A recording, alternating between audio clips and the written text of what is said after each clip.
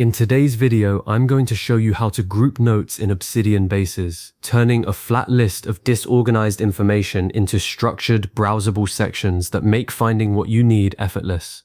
Obsidian Bases are one of the most powerful ways to manage collections of notes in your vault, and grouping is the feature that transforms them from a simple database into a truly visual organizational tool. If you find this helpful, please like and subscribe, and let's get started. First, you'll want to open Obsidian on your computer and give it a moment to finish loading completely. Once it's up, open the vault that contains your base. Remember, a base is essentially a database view of a folder of notes, giving you a table or board layout to work with. Now, locate the specific base where you want to group your notes and open it up. Take a quick moment to review the notes currently displayed, so you have a clear picture of what you're working with. Grouping works best when your notes already have consistent properties like status, priority, tags, category, or project. So if you're new to bases, I highly recommend creating several notes with different property values first. That way, when you apply grouping, you'll immediately see the magic happen. One thing to keep in mind, and this is really important, grouping changes how your notes are displayed on screen, but it does not move, modify, or reorganize your actual files in the vault. Your notes stay exactly where they are, safe and sound. Now that your base is open, it's time to find the group option. Look in the toolbar at the top of your base view, or check the View Settings area. It's usually represented by a small icon or a drop-down menu.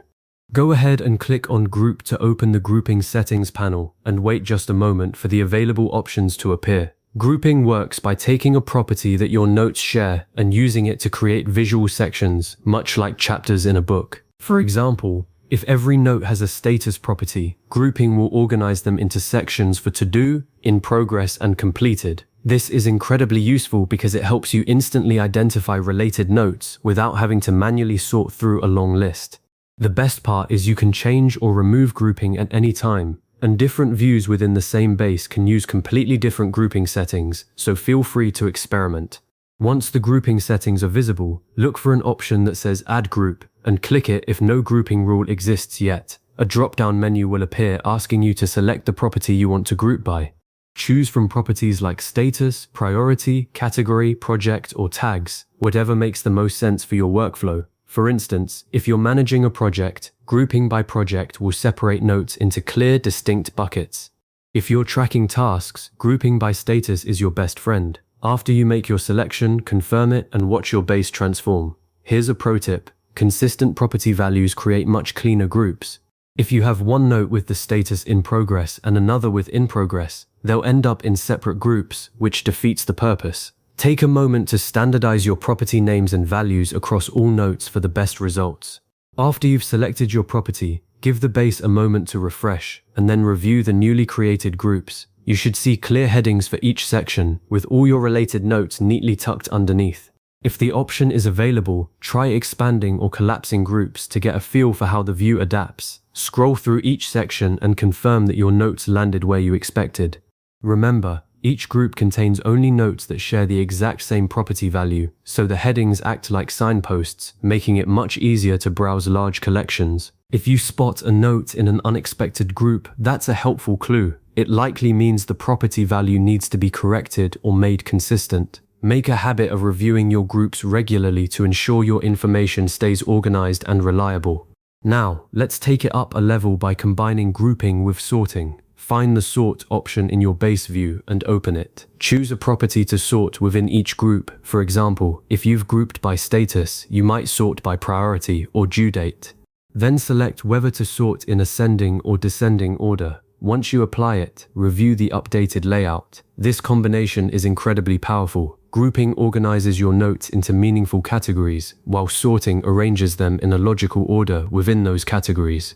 For task management, try grouping by status and sorting by due date, so your most urgent items appear first. Experiment with different combinations to find what works best for your workflow, and don't be afraid to change things up as your needs evolve.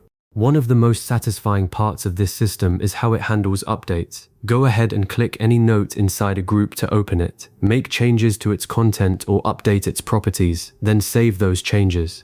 When you return to your base, watch what happens. If you change the property that your grouping is based on, the note automatically moves to its new correct group. You don't need to manually drag or reorganize anything. Updating note properties keeps your groups accurate with zero extra effort, which makes managing projects and tasks as they change over time absolutely seamless. Finally, continue building on this foundation by creating additional notes in the same source folder.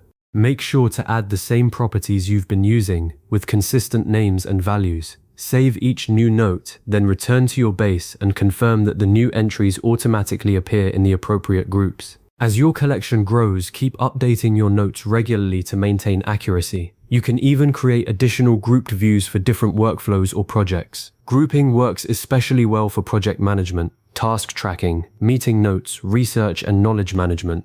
Combine grouping with filters and sorting to handle even the largest collections of notes efficiently. And always remember, grouping only changes how your notes are displayed. Your original files remain safely stored in your vault, exactly as they were. By using grouping in Obsidian Bases, you've now transformed a flat list of notes into an organized, browsable system that helps you quickly find related information, manage projects, monitor progress, and navigate large collections with ease.